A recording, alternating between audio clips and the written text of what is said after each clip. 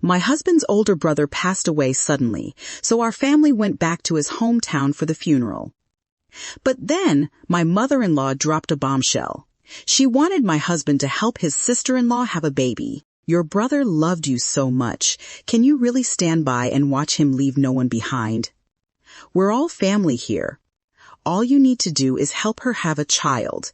After that, she and I will take care of everything. I was so furious I couldn't stop shaking.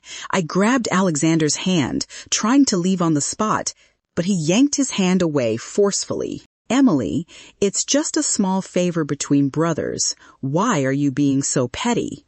Afraid I'd make a scene, my mother-in-law and Claire locked Daisy and me inside the woodshed. Through a crack in the wooden door, I saw Alexander holding his sister-in-law's hand, the two of them walking side by side into the bedroom that still had mourning curtains hanging. I couldn't hold back my tears. They just wouldn't stop. Mommy, you haven't eaten anything since lunch. Please eat a little, Daisy said, holding out 2 cold steamed buns thrown through the window. She ran over with them, her little hands offering one to me. I just shook my head, pulling her into my arms with tears rolling down my face. From not far away, I could hear those unbearable noises again, a man grunting with effort, a woman moaning softly. I didn't even need to see to know what was happening. Mommy, that's Daddy's voice, Daisy exclaimed, her eyes lighting up. Fighting back more tears, I quickly covered her ears. I couldn't let her hear those filthy sounds. Didn't you say Daddy was helping Auntie feel better? Helping people's a good thing. So why are you crying then? She asked tiredly, peeling her bun. I miss Grandpa and Grandma. When is Daddy taking us back home? It felt like someone was ripping my heart apart. I shut my eyes, not able to say a word. Back when we were thinking about getting married, my parents had warned me. They said Alexander's family was poor, and his side valued sons way too much. They were scared I'd get hurt, but I was too in love to listen, thinking novelly he'd give me happiness. When they found out Daisy was a girl, Julia's face changed the second she saw me wheeled out from the delivery room. She snapped. She gave birth to a useless girl, and stormed off carrying a basket of 100 eggs, never once looking back. It was Alexander who had knelt by my hospital bed, swearing up and down that he'd never let his family treat us like that again. That is the only reason I didn't divorce him right then and there. For 6 years, it was always my parents who helped raise Daisy. His family didn't visit once. If Alexander hadn't begged me to attend his brother's funeral for the sake of family, I swear I never would have stepped into Julia's house again for the rest of my life. And look where that got me. This might have been the biggest mistake I ever made. That night, Daisy fell asleep in my arms. Click. The woodshed door creaked open from the outside. Alexander slipped in, wearing some sky blue pajamas I didn't recognize. He walked in quietly, still looking ridiculously pleased with himself. Babe, you've had a tough day. I talked to Mom since it's already done. There's no point keeping you and Daisy locked up. I hate seeing you suffer. He spoke so gently, smiling like we were still a loving couple, but he reeked of someone else's perfume. I swallowed my disgust and held back my rage. My phone and everything I could use to contact the outside world had already been taken by Julia. We were in the middle of nowhere. Even if I escaped with Daisy, without Alexander guiding us out of these mountains, we'd never make it back to the city. Right now, I had no choice but to play along. After getting back to the room and settling Daisy down, Alexander wrapped himself around me from behind before I even had a chance to lie down. Babe, not seeing you for a night was torture. Let's get cozy, just you and me. As Alexander Morgan spoke, his hands started roaming across me in a way that made my skin crawl. I moved away from him, eyeing his clothes. That shirt! Oh, it is my brother's, he said casually. It's way too hot. The ones I brought were all soaked in sweat. Fiona grabbed one of his for me to wear. That hit like a punch to the chest. It had only been one night, and now he was calling my sister-in-law Fiona. Like they were that close. I turned my head. My suitcase was wide open. Several of my dresses and lingerie were just gone. I shot him a look, confused. He just let out a chuckle and said, "At first we couldn't really get in the mood, so Fiona suggested she wear your clothes to try it out. I grabbed some for her. Don't worry, she'll wash them and give them back." I nearly threw up. Right then and there. Alexander leaned in closer again, his hands sneaking under my skirt. Big bro left in a hurry. Mom said Fiona has to get pregnant this month or people will start gossiping. We're staying here this whole month. I already asked for extended leave from work for both of us. Told the folks we're taking Daisy on a family trip overseas. They bought it. His breath was hot against my ear, and his hands got bolder. "Honey, I've got to head to Fiona's room soon. If we don't get busy now, there won't be time." I slapped his hand away and stepped back, blurting out, "If you are so set on knocking up Fiona in a month, stop wasting your energy on me. You better save it for your brother's legacy." He paused, then grinned. Man, my wife's so understanding came around fast. "Okay then, once we're back in the city, I'll make it up to you. Big time." Before leaving, he kissed my cheek. I locked the door after he left, then scrubbed every spot he touched until my skin was raw. For the next month, Alexander didn't come near me again. He spent every night in Fiona's room. Daisy and I were basically stuck in that bedroom, only getting a bit of cold leftovers brought over by Claire, who clearly didn't bother hiding her attitude. I kept my head down, counting days in silence, waiting for a chance to get back to the city. Then finally, one evening, Alexander knocked on the door himself. "Babe, guess what? Huge news, Fiona's pregnant. My mom had someone read the fortune. It's gonna be a boy. She even made a whole feast to celebrate. I didn't want to leave you and Daisy out, so I came to get you two for dinner." As Alexander grinned ear to ear, Daisy slightly shrank behind me. "Mommy, I don't want to go." After staying cooped up in the room for a whole month, Daisy could tell something was off. She wasn't her usual bubbly self around Alexander anymore. I told her to stay in the room and followed Alexander to the living room myself. The big dinner table was loaded with all kinds of dishes: chicken, fish, eggs, meat. Julia actually had a smile on her wrinkled, skinny face as she waved Alexander over. "Come, my boy. Fiona saved you a seat." Fiona shot Alexander a look, eyes all soft and sweet. She bowed her head shyly like some blushing bride, and there she was, wearing my teal dress like it was hers. Alexander, acting like nothing was weird, pulled me in to sit without even asking if I was okay with it. If you didn't know better, at this dinner, Fiona looked more like Alexander's wife than I did. She spent the whole meal fussing over him, refilling his glass, picking food for him, even peeling shrimp and dipping them before offering them to his mouth, one by one. Julia glanced at me with that smug, satisfied smirk, then turned all-knowing to Alexander. "See, didn't I tell you? A good wife knows how to take care of her man. Who cares if she's got a diploma? If you'd listened to me earlier, wouldn't you be living the dream by now?" Alexander leaned into the attention like he was royalty. Clearly forgetting I was sitting right there, feeling bold with the wine, he thanked Julia again and even leaned over to plant a kiss on Fiona's cheek. Fiona gave him a little push, eyes wide like she was being all bashful. "Alexander, stop that. Your wife's right here watching." Only then did Alexander jolt and awkwardly pull his arm back, flashing me a sheepish grin. "Come on, babe, you're not mad, right?" I gave him a cold, empty smile. "Oh, that's nothing. You guys have done way worse than that. What's there to be mad about?" His face briefly froze. Then, just as suddenly, Fiona burst into tears, covering her face. "I know I'm just a burden. I get it. Your wife's calling me names in circles, saying I seduced her man. But what could I do? I married into this family. My life and death belong to the Morgans. Isn't this all just for passing on the family line?" She cried like her heart was breaking, totally putting on a scene.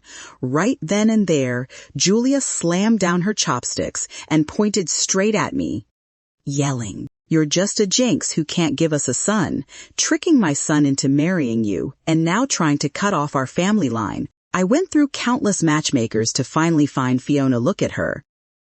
She's got hips and curves. Anyone can tell she's made to have boys. Unlike you, all skin and bones, looking sickly all day. Who'd think you could carry a child? With Julia Morgan taking her side, Fiona Morgan cried even harder, clutching her belly and whining that she felt sick. Seeing that, Julia snapped and yanked at me.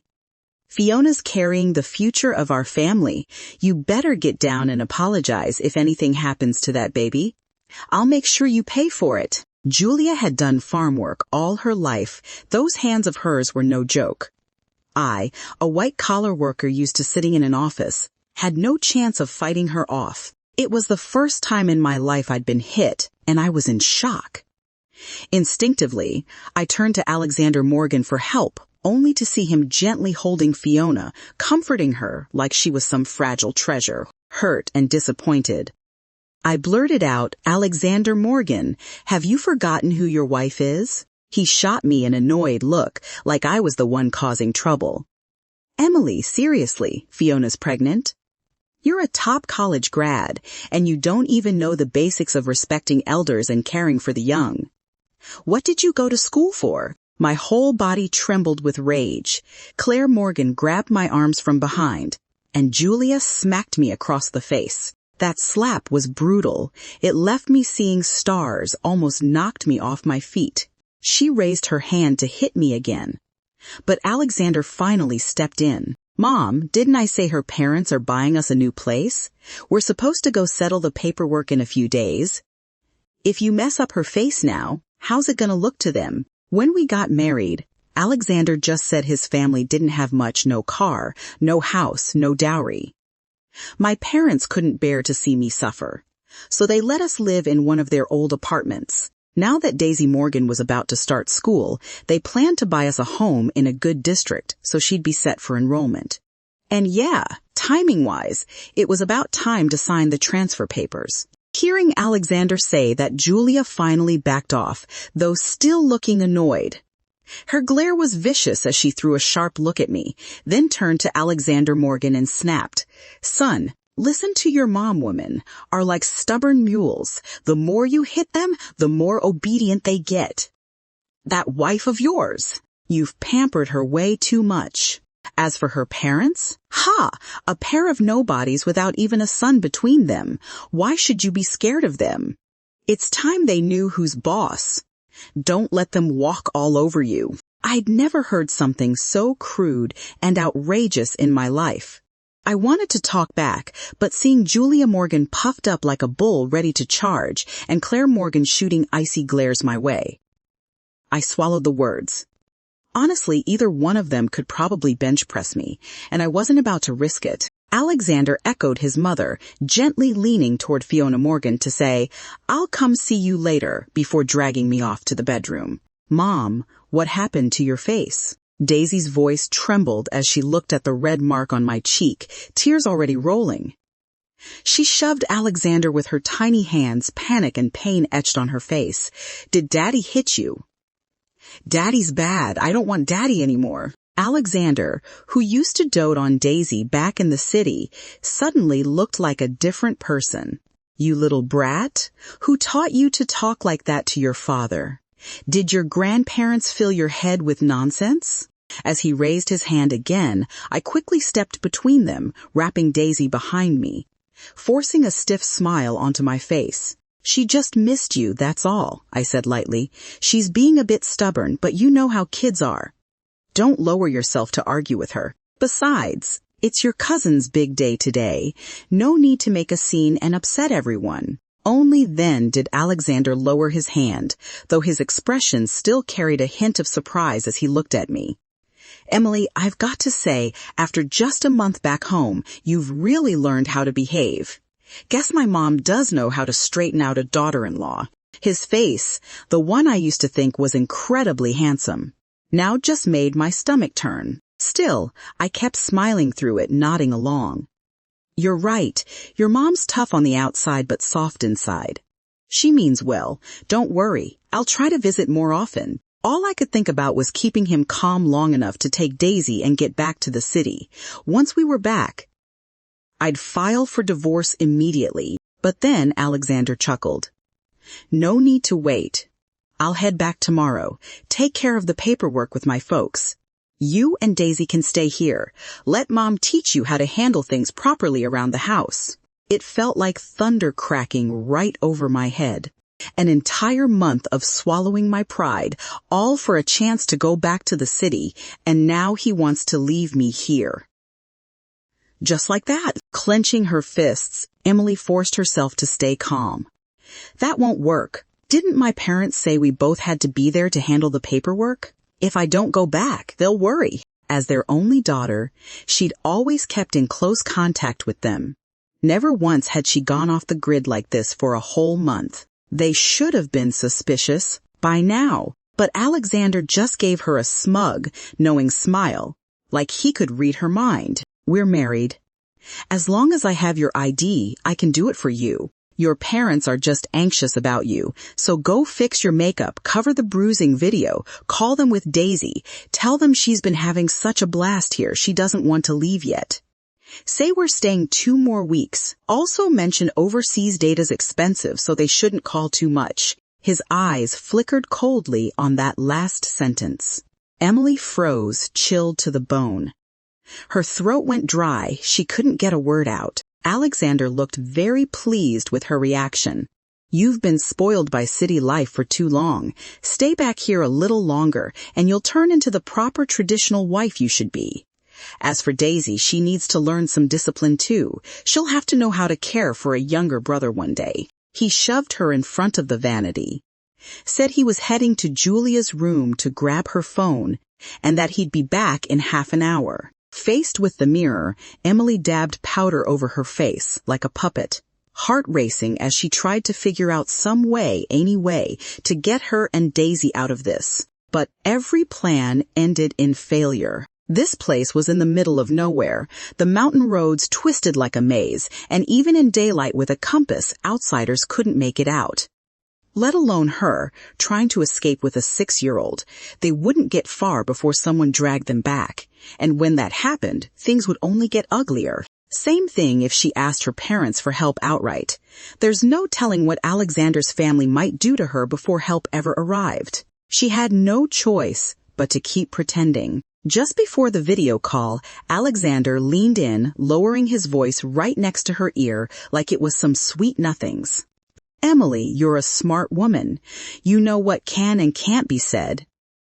Daisy's still young, don't do anything you'll regret, understand. Emily swallowed hard, forcing herself to nod, heart thudding like crazy. The screen lit up. Her parents' familiar, gentle faces appeared, and she was this close to breaking down. But Alexander was right there beside her, pressing close.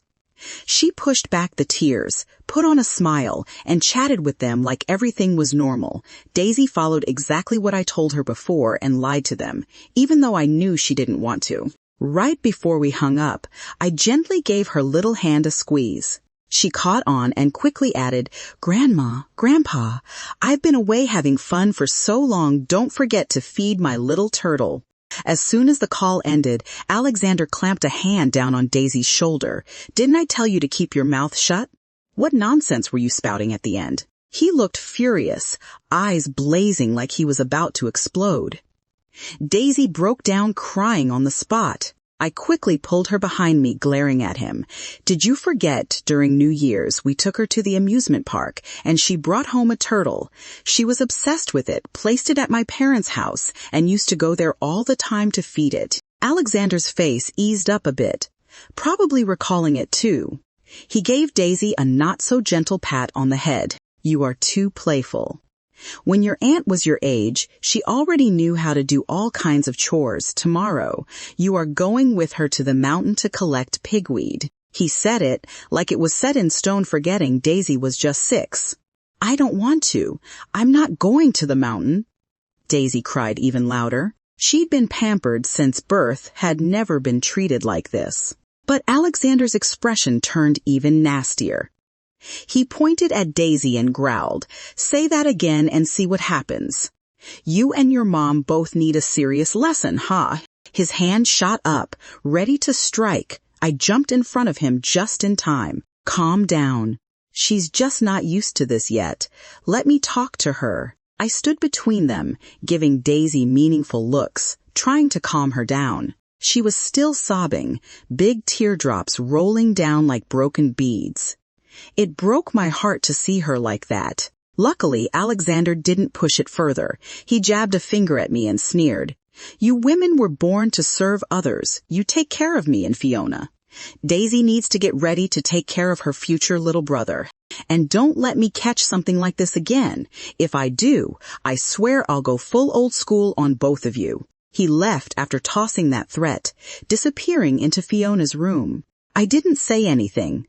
But deep inside, it was clear as day they'd planned all this out from the beginning. Don't cry, Daisy.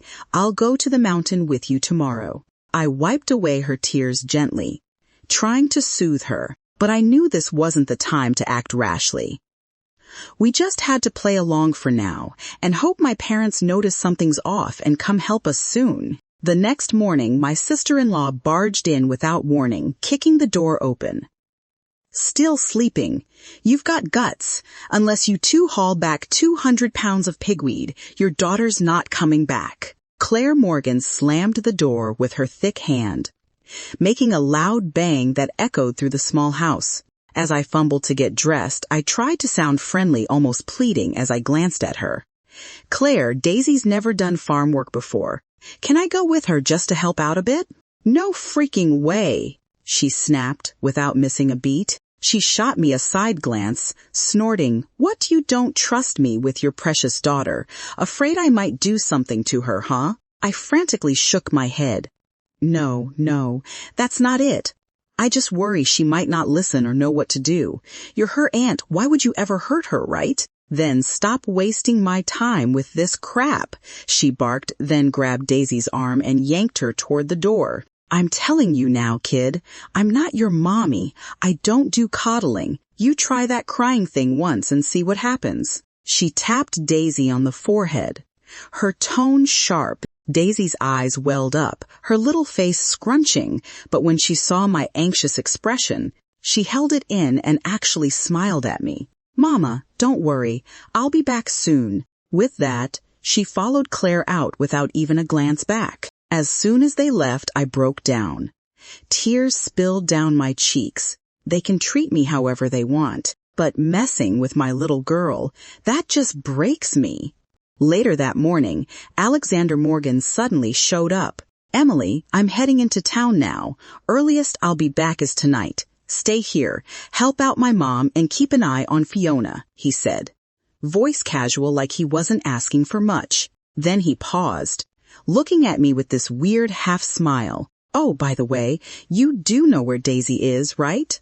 My eyes shot wide open in shock. Alexander, are you seriously using Daisy to threaten me now? I stared at him, rage boiling inside, but he just chuckled.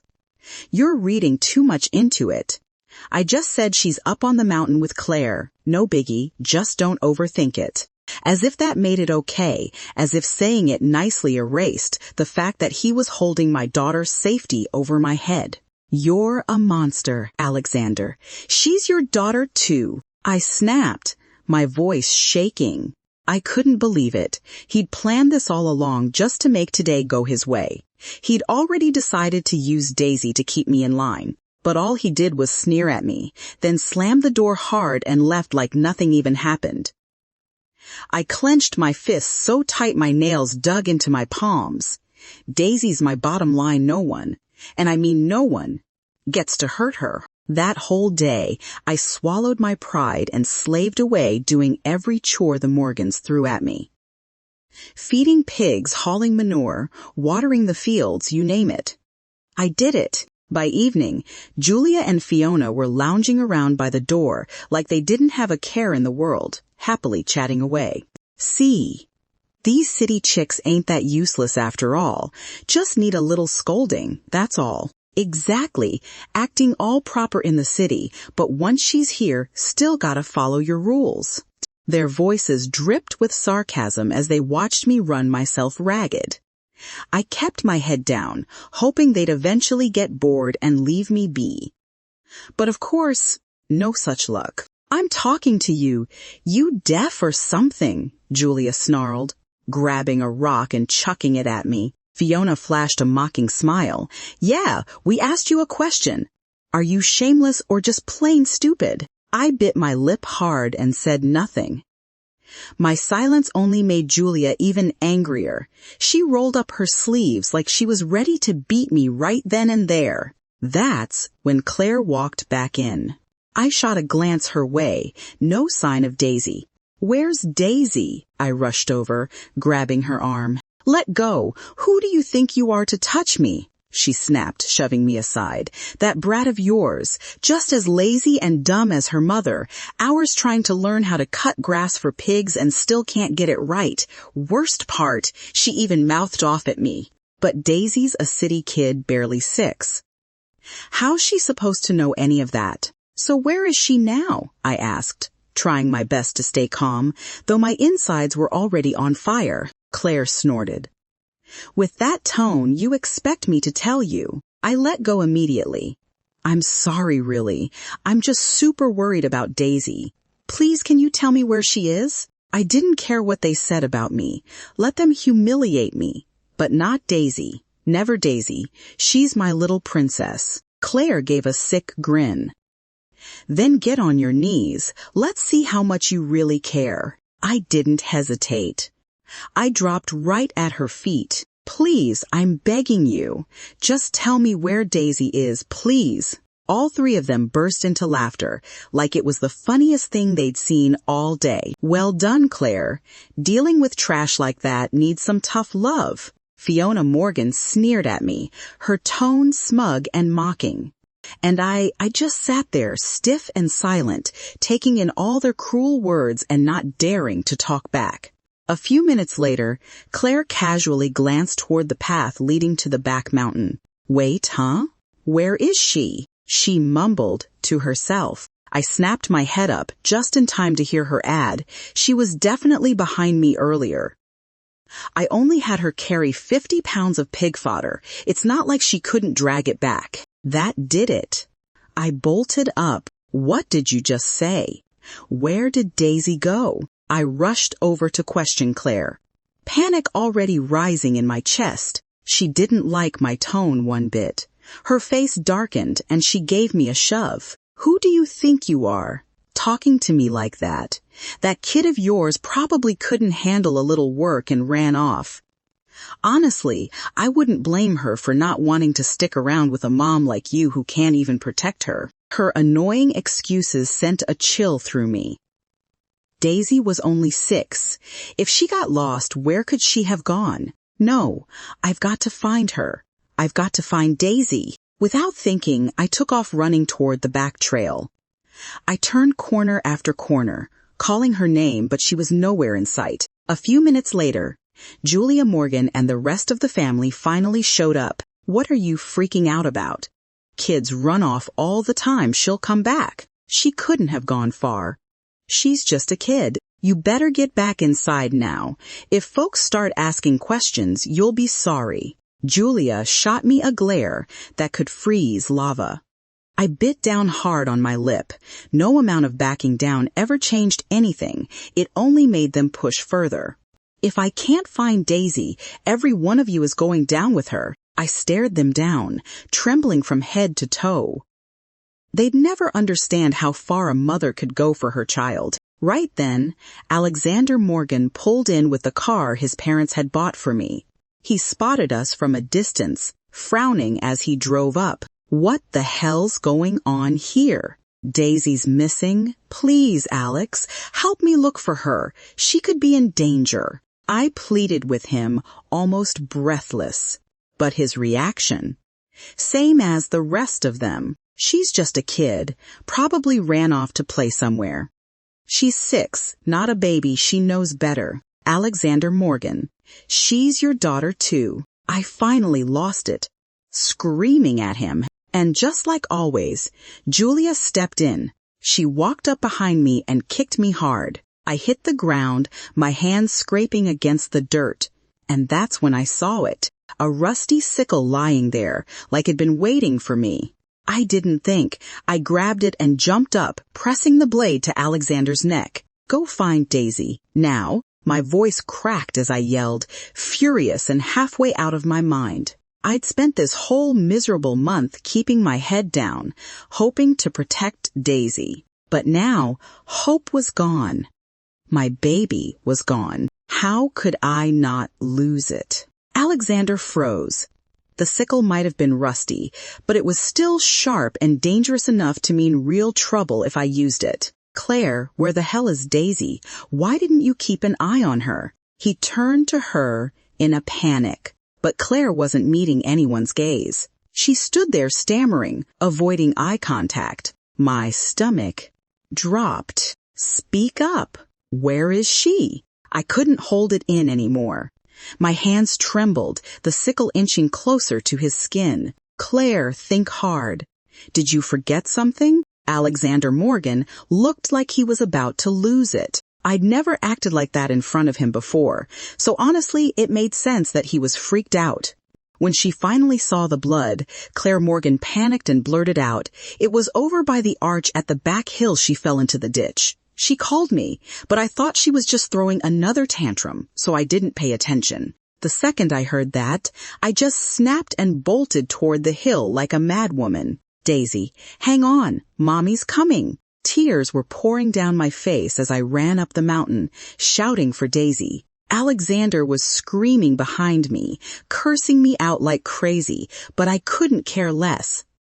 I just had to find Daisy. By the time I rushed to the arch, the sky was already getting dark. I kept calling her name, searching every step of the way.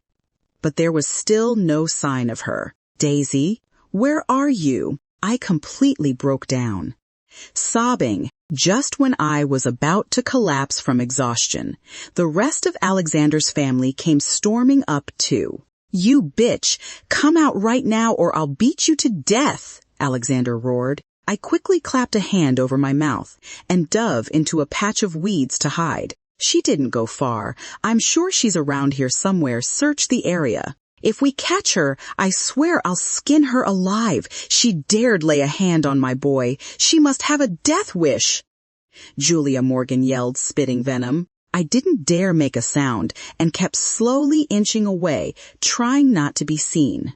But eventually, they got close to where I was hiding. Just when I thought I was done for, out of nowhere, this old man showed up. What the hell are you all doing in my field? He shouted, walking over with a frown. They immediately paused their search and turned to yell at him. Mind your damn business. Howard Johnson, you're in our way. You want a piece of this too.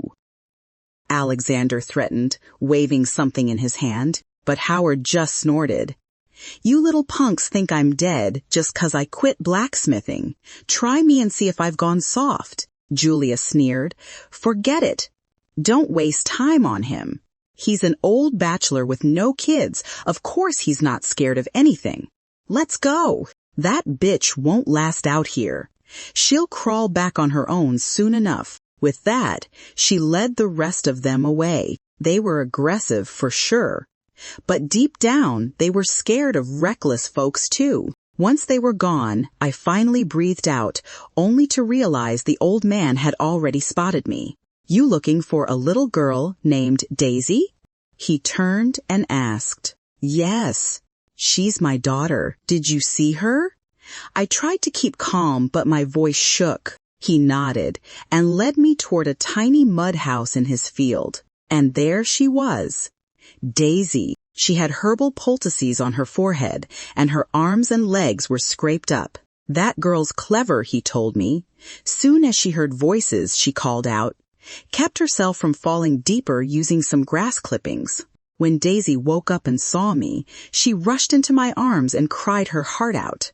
I just held her tight, so relieved she was okay. Thank you. Really, thank you so much, I told the old man gratefully. But then, bang, bang, Alexander's voice came shouting from outside. Howard Johnson, I knew it was you, hiding my wife. What the hell are you planning? He started pounding on the door. And this time, it wasn't just his family out there. Other villagers had shown up too. Howard Johnson, you're disgusting. She's young enough to be your granddaughter, and you still went after her. That's Alexander Morgan's wife. How could you even think of touching her? My face went pale, so Grandma didn't back down earlier. She just went to get reinforcements. Now, even if Howard Johnson wouldn't open the door, the people outside had every reason to break it down. It's not what you think, I tried to defend myself, but no one cared to listen. All they saw was me being a victim forcibly brought here by Howard. The door finally gave way under their force. When they found me unharmed, everyone looked kind of stunned. Thanks so much for coming, everyone. Looks like we showed up just in time. Everything's fine. You can all head back, Alexander Morgan said, faking gratitude. Then he leaned in and whispered coldly in my ear, Emily Morgan, you are dead meat. Fear gripped me as I stared at him. I knew he meant every word. He had nothing left to lose, and he'd definitely try to find a way to take me and Daisy down. Just when panic was starting to take over, sirens wailed from outside. What the hell? Alexander froze. I didn't hesitate, grabbed Daisy and bolted out the door. In the first police car were my frantic parents. As soon as they saw me, they waved the officers over. Cop cars quickly surrounded the place, and the villagers scattered. Alexander came over, trying to act all friendly like nothing had happened. But the cops, they weren't buying it. They pinned him down right away. Sweetheart, my parents ran straight to me. When Mom saw the bruises on my hands, her eyes filled with pain. You've been through so much. I'm so sorry, she said, pulling me into a tight hug. My body finally let go, and I broke down sobbing. Even while being taken away, Alexander kept yelling, She's my wife. I brought her back home. How's that kidnapping? Save it for the station, the cops shot back. They'd seen enough cases to know what was up. You ungrateful brat. Just try and see what happens if you let them arrest me. I'm your mother-in-law, and I'm pregnant with your hubby's baby, too. Julia Morgan and Fiona Morgan were still shamelessly screaming at the top of their lungs. I told the police I had solid proof their entire family was involved in the kidnapping. Claire Morgan even tried to cover up what happened to Daisy. She heard the fall but ignored her. That's attempted murder if you ask me. My parents took Daisy home while I turned to thank Howard Johnson. Too bad he didn't have a phone or family. I'll have to come back and thank him properly one day. Later, Alexander Morgan got life without parole. He was clearly in it for the money, and the kidnapping charges were backed by solid evidence. The judge didn't go easy on him. Julia and Claire both got 10 years each. As for Fiona, the three of them covered for her. They claimed full responsibility so she could get off the hook. Just before Alexander was officially transferred to prison, he asked me one last question. How did your parents even know I kidnapped you? He looked desperate. The turtle, I said quietly. That turtle had died way before. Daisy cried so bad, but you didn't care at all. It was my parents who took her to the amusement park afterward finally cheered her up. After that, I walked out without looking back. I had zero regrets about divorcing him. Not a shred left. Later, news got out about Fiona. The media hounded her constantly. I heard she even lost the baby, but honestly, that's on her. Not my problem anymore. Right now, I've got Daisy and a whole life ahead of us.